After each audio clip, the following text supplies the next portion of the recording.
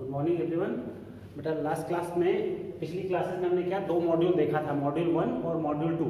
Module 1 में हमने compound stresses on incline plane के बारे में बात किया था और मैंने बताया था आपको कि मॉड्यूल 3 जो है, अच्छा मॉड्यूल 4 में हमने थिक थिन सिलेंडर के बारे में बात किया था, स्फीयर्स के बारे में बात किया था। आज हम एक नया मॉड्यूल स्टार्ट करेंगे जिसको मैं बोल रहा हूँ मॉड्यूल 3। इसमें 3 मेजर सब टॉपिक्स होंगे, deflection of beam, pure bending और टॉर्सन।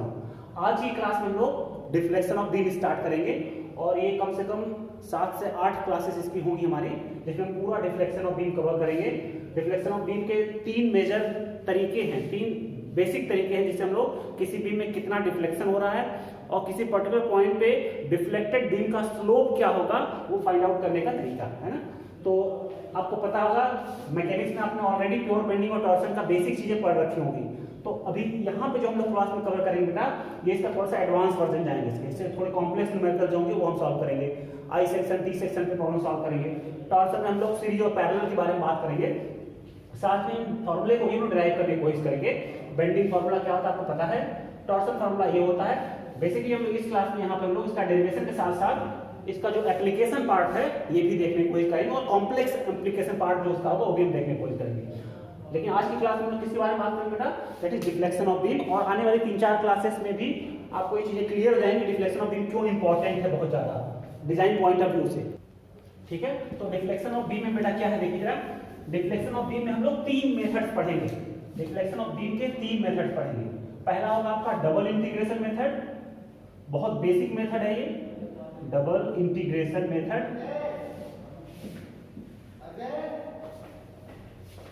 और सेकेंड जो होगा that will be Macaulay's method. Macaulay's method ये बहुत इंपॉर्टेंट है आपके एग्जामिनेशन पॉइंट ऑफ व्यू से, इसी से न्यूमेरिकल आपको पूछे जाते हैं और 10 मार्क्स या 7 मार्क्स से क्वेश्चन आपसे पूछे जाएंगे डिपेंडिंग ऑन आपका पेपर जो होता है 70 मार्क्स का हो रहा है कि 100 मार्क्स हो रहा है। 100 मार्क्स पेपर होगा तो ये आपका 10 मार्क्स का क्वेश्चन पूछा जाएगा और 70 मार्क्स वाला पेपर आपको नहीं होगा क्योंकि आपका के कोड स्टार्ट हो गया। के कोड का पेपर 100 मार्क्स का ही होता है, तो इसमें यहाँ पे 10 मार्क्स का न्यूमेरिकल इससे आपको पूछा जाएगा मैकॉले मेथड से।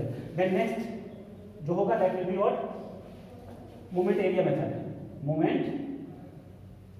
मोमेंट एरिया मेथड ये वाला मेथड जनरली आपसे यूनिवर्सिटी एग्जाम में नहीं पूछा जाता है, लेकिन गेट पॉइंट ऑफ व्यू से ये बहुत इंपॉर्टेंट है। तो अगर गेट के क्वेश्चन आप डील करना चाहते हो तो आपको मोमेंट एरिया मेथड जो है आपको अच्छे से आना चाहिए। बहुत सिंपल होता है, मैं बताऊंगा आपको कैसे मोमेंट एरिया मेथड से प्रॉब्लम को डील करनी है। उसके बाद उससे पहले हम लोग क्या मैकॉले मेथड के बारे में बात करेंगे, इसमें बहुत सारे न्यूमेरिकल सॉल्व करेंगे, हम 3-4 न्यूमेरिकल एडिशन को सॉल्व करेंगे। देन डबल इंटीग्रेशन मेथड जो सबसे बेसिक मेथड होता है, इसके बारे में अभी आज हम लोग बात करेंगे। ठीक है, तो डबल इंटीग्रेशन मेथड से हम लोग कैसे किसी बीम का डिफ्लेक्शन निकालेंगे वो हम लोग जानने की कोशिश करते हैं। देख बेटा यहाँ पे सपोज चलो कोई बीम है आपके पास, मान लेते हैं हमारे पास एक कैंटिलीवर बीम है, हमारे पास एक कैंटिलीवर बीम है। तो अगर मैं इस पे एक लोड अप्लाई करूं W न्यूटन का, मान लो W न्यूटन लोड अप्लाई कर रहा हूं और इसका लेंथ क्या है L है। तो आपको पता है कि इस लोड की वजह से अगर ये बीम रिजिड नहीं, परफेक्टली रिजिड नहीं है तो क्या होगा, इसका शेप कुछ ऐसे डिफॉर्म हो जाएगा। और ये शेप डिफॉर्म होगा तो आपको पता है कि इसकी इनिशियल पोजीशन इस पॉइंट की यहां थी, फाइनल पोजीशन यहां है। इस पॉइंट की इनिशियल पोजीशन यहां थी, फाइनल पोजीशन यहां है। इस पॉइंट पे इनिशियल पोजीशन यहां, फाइनल है। ऐसे ही इस बीम पे नंबर ऑफ पॉइंट्स हैं, उन सबकी चेंज पोजीशन कुछ और हो जाएगी after application of the load. और ये चेंज कितना आया है, वर्टिकल चेंज कितना आया है पोजीशन में, पॉइंट के पोजीशन में, उसे हम लोग डिफ्लेक्शन बोलते हैं। यानी ये वैल्यू जो है this y is nothing but your deflection. तो इस पॉइंट का डिफ्लेक्शन क्या, अगर मैं इसको a बोलूं, इसको b बोलूं, इसको c बोलूं, similarly e f g h होगा, तो इस डिफ्लेक्शन को मैं बोलूंगा ya, इस डिफ्लेक्शन को मैं बोलूंगा yb, इस डिफ्लेक्शन को बोलूंगा yc। यानी अलोंग द लेंथ बीम जो है वो डिफ्लेक्ट होगा और इस पर्टिकुलर केस में आप देखो डिफ्लेक्शन धीरे धीरे कम होता जा रहा है और एट द फिक्स्ड एंड इस पॉइंट पे आप देख पा रहे हो कि डिफ्लेक्शन जो है वो 0 हो गया। यानी हम ये कह सकते हैं कि जहां पे सपोर्ट लगा हो, फिक्स सपोर्ट जहां पे लगा हो, वहां पे डिफ्लेक्शन की वैल्यू क्या हो जाएगी, 0 हो जाएगी। यानी अगर मैं बोलूं आपसे कि इस पोजीशन पे, यानी कि अगर मैं यहां पे बेटा एक सेक्शन कट करूं यहां से x डिस्टेंस पे, अगर x डिस्टेंस में सेक्शन कट करूं तो मैं अगर आपसे पूछता हूं बता बेटा y की वैल्यू 0 किस x के लिए होगी, तो देख बेटा मैं x कहां से मेजर कर रहा हूं, x में मेजर कर रहा हूं फ्री एंड a से, तो x की वैल्यू 0 हो जाएगी तो आपको y डिफ्लेक्शन मिलेगा। x की वैल्यू दिस मच हो जाए, सॉरी x की वैल्यू दिस मच हो जाएगी तो आपको डिफ्लेक्शन y भी मिलेगा। x की वैल्यू अगर ac के बराबर हो जाएगी तो आपको डिफ्लेक्शन ये मिलेगा। और अगर x की वैल्यू l हो जाए, x की वैल्यू l हो जाए then y will be what, y will be 0। तो ये आपका एक बाउंड्री कंडीशन बोला जाता है। ये क्या है, this is your boundary condition with respect to what, this is your boundary condition with respect to deflection. x के वैल्यू के लिए, x के पर्टिकुलर वैल्यू के लिए y क्या हो रहा है, तो मतलब ये y के बारे में बता रहा है, डिफ्लेक्शन के बारे में बता रहा है। इस बाउंड्री कंडीशन को क्या बोलते हैं, this is boundary condition for what, deflection, with respect to deflection. ठीक है, तो एक न्यूमेरिकल के थ्रू हम जरा समझते हैं कि बाउंड्री कंडीशन का कहां एप्लीकेशन होगा और कैसे हम लोग डिफ्लेक्शन फाइंड आउट करेंगे और स्लोप कैसे फाइंड आउट करेंगे। तो वो काम करने से पहले मैं एक चीज आपको बोल रहा हूं, मेमोराइज करो, इसको मैं डिराइव करके आपको दिखाऊंगा कि ये आता कैसे है। तो आपको पता है, आपने बेटा कैंटिलीवर बीम बनाया होगा, तो अगर इसका एसएफडी बीएमडी आपने ड्रॉ किया होगा, शियर फोर्स और बेंडिंग मोमेंट डायग्राम आपने मैकेनिक्स में पढ़ा होगा। तो अगर मैं इसका शियर फोर्स डायग्राम बनाने की कोशिश करूं बेटा, सॉरी बेंडिंग मोमेंट डायग्राम बनाने की कोशिश करूं, तो आपको पता है बेंडिंग मोमेंट कैसे निकालते थे आप, यहां से x डिस्टेंस लेते थे आप और क्या लिखते थे, m इक्वल्स टू होगा w इनटू x, और x की वैल्यू 0 पुट करोगे यहाँ पे बेंडिंग मोमेंट 0 हो जाएगा, और x की वैल्यू l पुट करोगे तो maximum bending moment fix and पे आएगा, मतलब WL के बराबर। और चूंकि ये क्लॉकवाइज है, एंटी क्लॉकवाइज मूवमेंट है यहाँ पे फ्री एंड पे, तो एंटी क्लॉकवाइज या फिर कह सकते हैं क्या, ये हॉगिंग मूवमेंट दे रहा है। अगर बीम का शेप ऐसा हो जाए, इसको हम हॉगिंग मूवमेंट बोलते हैं, और अगर बीम का शेप ऐसा हो जाए किसी लोड की वजह से, तो हम लोग साइकिंग मूवमेंट दे रहे हैं। तो हॉगिंग मूवमेंट को हम लोग हमेशा नेगेटिव लेते हैं। तो बता यहाँ पे बेटा क्या हो जाएगा, दिस विल बी 0, और इस पॉइंट पे मूवमेंट क्या होगा, that will be again anti clockwise, मतलब नेगेटिव होगा। तो आपका बेंडिंग मोमेंट डायग्राम कुछ ऐसा होगा। और ये बेंडिंग मोमेंट क्या बोलता है कि x डिस्टेंस के साथ आपका डिफ्लेक्शन कैसे वेरी कर रहा है। तो अगर मैं पूछूं आपको x के साथ मोमेंट कैसे वेरी कर रहा है, तो अगर कोई कर्व फॉर्म हो रहा है बेटा ऐसे, तो इस कर्व का, ये जो कर्व फॉर्म हुआ है यहाँ पे, इस कर्व का जो ये जो कर्व फॉर्म हुआ है, इसका स्लोप जो होता है वो इस फार्मूले से डिफाइन होता है। मतलब जो बेंडिंग मोमेंट होता है इस पर्टिकुलर शेप का, bending moment m will be equals to ei d2y upon dx square. ये होता है फार्मूला m और dy बाय dx में रिलेशन। अभी फिलहाल आप याद रखो, इसको मैं बताऊंगा ये आया कहां से। अभी जैसे ये डबल इंटीग्रेशन मेथड खत्म होगा, मैकॉले मेथड खत्म होगा, मोमेंट एरिया मेथड जब खत्म हो जाएगा तब मैं बताऊंगा ये फार्मूला आया कहां से। लास्ट में इसको डिस्कस करूंगा। थोड़ा सा कॉम्प्लेक्स है, मैं कॉम्प्लेक्स से स्टार्ट नहीं करना चाहता हूं, मैं चाहता हूं पॉजिटिव तरीके से आप स्टार्ट करो चीजों को। ठीक है, तो पॉजिटिविटी आएगी, ये क्वेश्चन सॉल्व करूंगा, कुछ चीजें और समझ में आने लगेंगी। तो देख बेटा, मैं एग्जांपल लेके चलता हूं। एक पहला केस लेता हूं, स्टैंडर्ड केसेस बात कर रहा हूं, केस 1 सबसे पहला, और वो केस क्या हमारा कैंटिलीवर बीम है। ये हमारा कैंटिलीवर बीम है। इस कैंटिलीवर बीम पे मैंने W लोड लगाया। आपसे पूछ रहा है कि find the value of deflection at A and find the value of slope eight A। After deflection क्या होगा, this will deflect like this. ये वैल्यू जो होगी दैट विल बी YA, और यहां पे जो स्लोप ड्रॉ करोगे, this slope, this theta will be the slope. तो अगर आपसे पूछा था A पे डिफ्लेक्शन क्या होगा और A पे स्लोप की वैल्यू क्या होगी, तो आप उसके लिए मैं एक प्रोसेस फॉलो करने जा रहा हूं। देख कैसे प्रॉब्लम सॉल्व करेंगे। या A पे ही किसी भी पॉइंट पे डिफ्लेक्शन और स्लोप पूछेगा तो हम अभी एक फार्मूला डिराइव करेंगे, एक इक्वेशन डिराइव करेंगे, डिफ्लेक्शन के लिए एक इक्वेशन डिराइव करेंगे और एक स्लोप के लिए इक्वेशन डिराइव करेंगे। तो देख बेटा क्या करना होगा, सबसे पहले हमें बेंडिंग मोमेंट इक्वेशन लिखना होगा इस बीम का। तो यहां पे मैंने सेक्शन कट कर लिया, x डिस्टेंस पे सेक्शन कट कर लिया। तो m क्या होगा, m will be minus of wx, ये इक्वेशन होता है हमारा। ठीक है, तो m equals to minus of wx, मतलब क्या लिख सकते हैं, ei d2y upon dx square equals to minus of wx। अभी मैंने ये रिलेशन लिखा कि m equals to ei d2y by dx square, तो ये रिलेशन है। तो अगर मैं इसको एक बार इंटीग्रेट कर दूं तो क्या हो जाएगा, ei dy by dx equals to minus of wx square divide by 2 और प्लस एक कांस्टेंट लिख दिया c1। ये हमारा हो गया इक्वेशन नंबर 1। अगर मैं इसको दोबारा इंटीग्रेट करूं तो क्या हो जाएगा, ei into y equals to minus of wx cube divided by 6 और प्लस c1x और प्लस c2। ये हमारा इक्वेशन नंबर 2 हो गया। इसी इक्वेशन नंबर 1 को मैं बोलता हूं स्लोप इक्वेशन, स्लोप इक्वेशन, और इसी को मैं बोलूंगा डिफ्लेक्शन इक्वेशन। इसी को मैं क्या बोलूंगा, डिफ्लेक्शन इक्वेशन। मतलब ये इक्वेशन नंबर 1 जो आया है ये स्लोप इक्वेशन है, और जो इक्वेशन नंबर 2 आया है ये हमारा डिफ्लेक्शन इक्वेशन आया है। कहने का मतलब ये है कि अगर किसी पर्टिकुलर x के लिए आपको स्लोप चाहिए तो उस x की वैल्यू यहां पुट करो और करेस्पॉन्डिंग आपको dy बाय dx वैल्यू वहां मिल जाएगी। सिमिलरली अगर किसी पर्टिकुलर x का आपको डिफ्लेक्शन चाहिए, मतलब y की वैल्यू चाहिए, तो उस x की वैल्यू यहां पुट करो, you will get value of y। ei जो है वो क्या है, मटेरियल की प्रॉपर्टी है, मटेरियल और शेप की प्रॉपर्टी है, तो ei की वैल्यू क्वेश्चन में आपको गिवन होगी। ei गिवन होगा, x गिवन होगा किसी पर्टिकुलर पॉइंट पे जिसे पूछ रहा है वो, w आपको क्वेश्चन में गिवन होगा।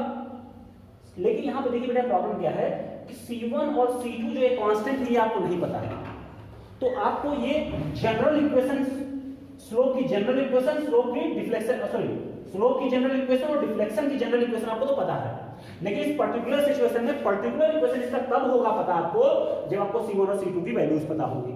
और C1 और C2 की वैल्यू पता करने के लिए आपको क्या करना होता है, किसी इक्वेशन में कोई अननोन कांस्टेंट दिया हुआ है तो आप क्या करते हो, किसी पर्टिकुलर कंडीशन को उसमें पुट करते हो जिसको वो इक्वेशन सेटिस्फाई करता है, और उसके बाद क्या करते हो, वहां से उस कांस्टेंट वैल्यू फाइंड आउट कर लेते हो। तो देखते हैं जरा क्या बाउंड्री कंडीशन आती है, उसे हम लोग क्या बोलेंगे, बाउंड्री कंडीशन बोलेंगे। तो देखिए बेटा मैं क्या बाउंड्री कंडीशन लिखने जा रहा हूं। देख बेटा, अगर ये बीम ऐसे डिफ्लेक्ट होगा तो डिफ्लेक्ट होने के लिए मैंने अभी बताया था इस पॉइंट पे डिफ्लेक्शन नहीं होगा, क्योंकि ये पॉइंट क्या फिक्स वन है। जब ये फिक्स वन है तो मैं क्या बोल सकता हूं, at x equals to 0 y will be equals to 0, this will be your boundary condition 1। फिर दूसरा बाउंड्री कंडीशन क्या बेटा, अगर ये फिक्स्ड एंड है तो इस पॉइंट पे स्लोप अगर मैं देखना चाहूं तो इस पॉइंट पे स्लोप, ये टेंजेंट जब ड्रॉ करोगे ये this will be your tangent, और ये टेंजेंट जो बना आपका इस पॉइंट पे, ये टेंजेंट हॉरिजॉन्टल एक्सिस का 0 एंगल बना रहा है, यानी कि at fixed support slope will always be equal to 0। आप समझने की कोशिश, ऐसे अगर ये आपका बीम है, इसको ऐसे आप बेंड करते हो, मैं फिलहाल बुक से लिखाता हूं आपको, देखिए अगर ये बुक है आपका, ये ऐसे बेंड हो गया, देखिए ऐसा सिचुएशन कुछ ये बेंड हो गया, लेकिन यहाँ पे फिक्स है ये, तो अगर मैं इस पॉइंट पे स्लोप ड्रॉ करूं तो इसका स्लोप क्या होगा, ये हॉरिजॉन्टल स्लोप ड्रॉ होगा यहाँ पे, और ये हॉरिजॉन्टल स्लोप जो है इसका मतलब क्या है, स्लोप हॉरिजॉन्टल होने का मतलब क्या है कि वो एक्स के साथ कोई एंगल फॉर्म नहीं कर रहा है, मतलब वहां पे स्लोप क्या होगा, स्लोप विल बी 0। तो मैं क्या दूसरा बाउंड्री कंडीशन क्या लिख सकता हूं, at x equals to l, sorry ये 0 नहीं होगा, sorry at x equals to l होगा, सॉरी इस पॉइंट की बात कर रहे थे ना, at x equals to l y equals to 0 पहला boundary condition, and at x equals to l dy by dx will also be equals to 0, ये हमारा सेकंड बाउंड्री कंडीशन हो गया BC2। बात समझ में आ रही है। तो आज की बात अब याद कर लो बेटा, जहां पे भी सपोर्ट होगा वहां पे डिफ्लेक्शन 0 होगा ही होगा, और अगर फिक्स सपोर्ट लगा हुआ किसी पॉइंट पे, किसी बीम पे किसी पॉइंट पे फिक्स सपोर्ट लगा हुआ है तो वहां पे स्लोप भी 0 होगा हमेशा। तो दो बातें आप में से याद रखो कैंटिलीवर बीम के रेस्पेक्ट में। कैंटिलीवर बीम के केस में जहां स्लोप 0 होता है वहीं पे डिफ्लेक्शन भी 0 होता है, और वो जहां कौन सी पोजीशन है, वो जहां जो है वो पोजीशन है जहां पे आपका फिक्स सपोर्ट लगा हुआ है। क्लियर है। तो ये बाउंड्री कंडीशन दोनों में कहां मिली, फिक्स सपोर्ट में मिली, यानी x इक्वल्स टू l पे मिली। x इक्वल्स टू l पे एक बार डिफ्लेक्शन 0 है और x इक्वल्स टू l पे ही आपका स्लोप भी 0 है। तो आपके पास देखिए ये कंडीशन किसके लिए मिली, x इक्वल्स टू l पे y 0, ये डिफ्लेक्शन की कंडीशन है, तो आपको उसको डिफ्लेक्शन इक्वेशन में पुट करना पड़ेगा। और ये कंडीशन किसके लिए मिली, ये कंडीशन स्लोप के लिए मिली, उसको आपको स्लोप इक्वेशन में पुट करना होगा। तो वैल्यू पुट करके हम लोग देखते हैं, इसको मैं इरेज कर दे रहा हूं। तो देखिए बेटा, अगर मैं पहला बाउंड्री कंडीशन पुट करूं इसमें, you will get ei into 0, y की वैल्यू क्या है 0, equals to minus of WL cube divided by 6 plus C1 into L और प्लस C2, और ये क्वांटिटी मतलब क्या होगा, this will be equal to 0। इसको बोलना है इक्वेशन नंबर 1 या इक्वेशन नंबर 3 बोलता हूं इसको, क्योंकि 1 और 2 ऑलरेडी लिख चुका हूं मैं। इक्वेशन नंबर 3, फिर मैं क्या करता हूं, ये वाला वैल्यू पुट करता हूं, ये वाला वैल्यू इक्वेशन नंबर 1 में पुट करता हूं। तो x इक्वल्स टू l पे again dy by dx equal to 0, then 0 equals to minus of WL square divided by 2 और प्लस C1। ये हो गया आपका इक्वेशन नंबर 4। तो इक्वेशन नंबर 4 से आपको C1 मिल गया, C1 will be WL square by 2। तो अगर C1 वैल्यू यहां पे हम पुट कर दें, then you will get value of C2, therefore C2 will be what, C2 will be, ये इधर चलाएगा तो WL क्यूब डिवाइडेड बाय 6 और minus of WL square by 2 जो है वो C1 की वैल्यू इनटू L, मतलब यहां पे क्या हो जाएगा, L क्यूब हो जाएगा। अगर इसका एलसीएम आप ले लो, यू विल गेट 6, यहां क्या हो जाएगा WL cube minus 3WL cube, that is minus of 2WL cube by 6, तो minus of WL cube divided bye 3 लिख सकता हूं। अब आपको C1 और C2 की वैल्यू मिल चुकी है, ये C2 आपका हो गया और ये आपका C1 हो गया। अगर इन C1 और C2 की वैल्यूज मैं इक्वेशन में पुट कर दूं तो हमें क्या हो जाएगा, एक पर्टिकुलर डिफ्लेक्शन इक्वेशन और पर्टिकुलर बेंडिंग इक्वेशन को, सॉरी पर्टिकुलर डिफ्लेक्शन इक्वेशन और पर्टिकुलर स्लोप इक्वेशन हमें मिल जाएगा। जरा उस वैल्यू को पुट करके देखते हैं बेटा। ये था इक्वेशन, पहले देखा था, ठीक है। ये हमारा, oh sorry, this was minus of WL³ divided by 3 था, ये C2 था हमारा। तो C1 C2 को ब्रैकेट में कर लेता हूं मैं, बाकी सबसे कोई मतलब नहीं, इसको मैं इरेज कर देता हूं। तो आपके पास C1 C2 मिल चुका है। अब इन C1 C2 की वैल्यू जो है इक्वेशन नंबर 1 और 2 में पुट कर लेते हैं। You will get EI dy/dx equals to minus of WX² divide by 2 और प्लस WL²/2। ये हो गया पर्टिकुलर स्लोप इक्वेशन आपका। ये क्या हो गया, this is your final slope equation. Then EI into y equals to minus of WX³ divided by 6 plus WL² divided by 2 into x, और C2 क्या है, minus of WL³ divided by 3। तो ये आपके पास फाइनल इक्वेशन मिल गई। आपसे पूछ क्या रहा था, what will be the value of deflection at the free end and what is the value of deflection slope at the free end। यानी free end मतलब क्या, x की वैल्यू 0। देखो ये कैंटिलीवर बीम था और यहाँ पे मैंने x लिखा था, तो ये आपका फ्री एंड था, डिफ्लेक्शन ऐसे होगा।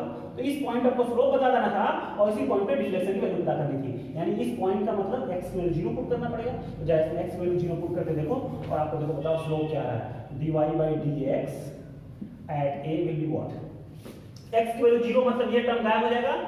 You will get WL² upon 2EI। This will be your slope at point A। और ये स्टैंडर्ड फार्मूला है, स्टैंडर्ड फार्मूले का आप याद रखोगे। कैंटिलीवर बीम के केस में फ्री एंड पे पॉइंट लोड लग रहा है W का, तो स्लोप जो होगा उस पोजीशन में that will WL² upon 2EI। फिर क्या करना है हमको, y निकालना है at A, यानी डिफ्लेक्शन at A निकालना है मुझे। और डिफ्लेक्शन at A निकालना मतलब फिर से x वैल्यू 0 पुट करेंगे। x वैल्यू 0 पुट किया मतलब ये 0 हो गया, ये 0 हो गया। You will get minus of WL³ upon 3EI। This is your deflection at free and. तो ये आपका पहला स्टैंडर्ड सिचुएशन था, ठीक है बेटा।